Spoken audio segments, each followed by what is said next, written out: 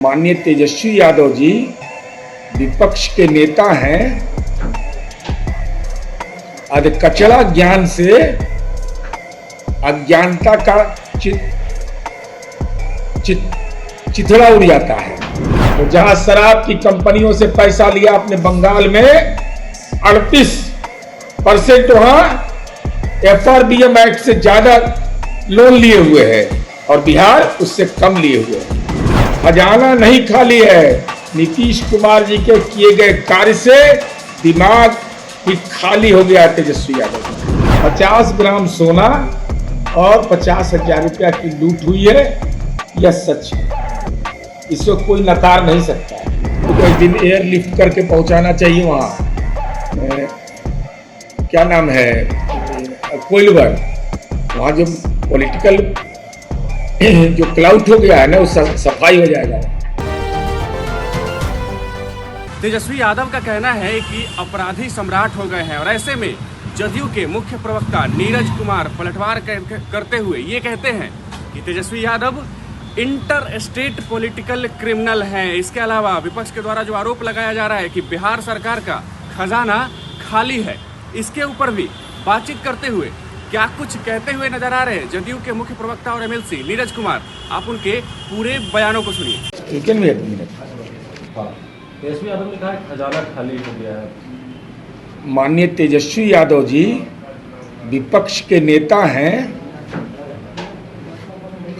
कचरा ज्ञान से अज्ञानता का चिथड़ा उड़ जाता है। आपने क्या कह दिया? खजाना खाली है। आपको राज्य के वित्तीय स्थिति की जानकारी है, चूंकि आप तो प्रवासी पॉलिटिशियन हैं, माइग्रेशन में आपको विश्वास रहता है और ये आप समाज के अंदर में चूंकि कमजोर तबके की महिलाओं को रोजगार मिल रहा है, स्टूडेंट क्रेडिट कार्ड मिल रहा है, इसलिए बेचैनी है।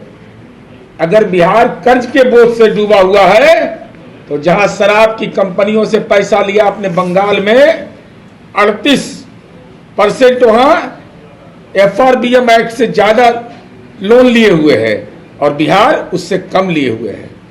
पंजाब 45.6% है। बिहार की वित्तीय स्थिति बिल्कुल मजबूत है।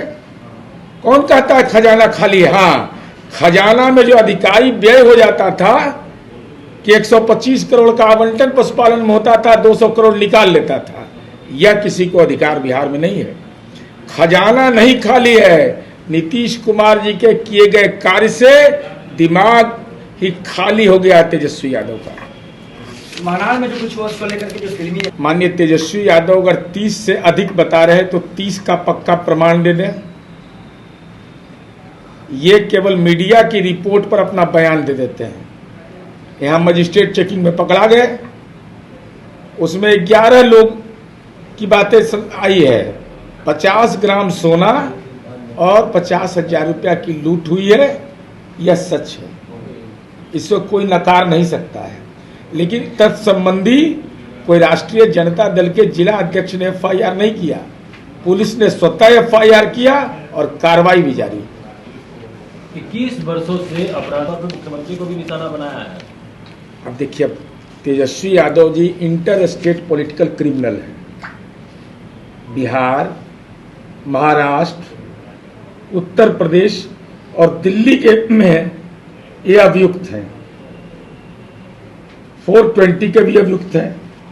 अब ऐसे लोग भी अपराध और भ्रष्टाचार पर NDA को ज्ञान दें, जिनके आइकॉन भागलपुर जेल की सलाखों के तृतीया खंड में इच्छा व्यक्त कर रहे हैं कि हमको अभी सब झंझट से मुक्त कर दीजिए, वैसे लोग दूसरे लोग को कहते हैं। इसे तेजस्वी यादव जी आपके पास तो संपत्ति बहुत है, लेकिन जनता दल आपको चुनौती दे रहा है कि मेरा आपका जो फुलवरिया पैतृक घर है, वार्ड नंबर 13 या 14 है, उसका हमारा वार्ड अध्यक्ष, और आप अपना वार्ड अध्यक्ष को बैठाइए, हालांकि प्रखंडों अध्यक्ष से काम चल जाएगा आपका, उनको बैठाइए, हम अपराध पर आपके पैतृक गांव में बहस करने को तैयार हैं।